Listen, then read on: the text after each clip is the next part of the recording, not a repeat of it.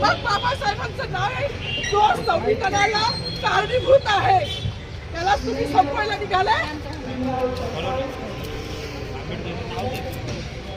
पालकमंत्र्यांची फार मोठी चूक आहे मॅडम, माफी मागणार नाही, पण पालकमंत्र्यांनी चूक पदरात घ्यावी.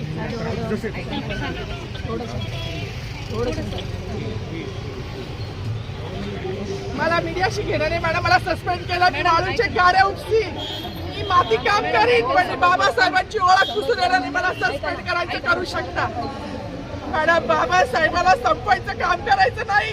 26 जानेवारी 15 ऑगस्ट मध्ये मी नाही मानत, पण लोकशाही मॅडम तुम्ही सुद्धा संविधानामुळे आहात. पालकमंत्री सुद्धा पालकमंत्री संविधानामुळे आहे.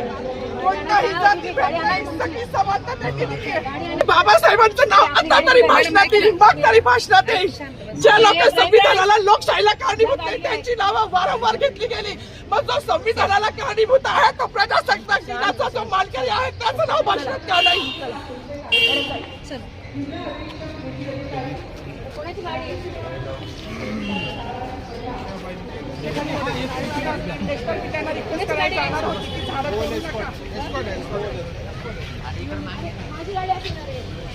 सागर आता थोडी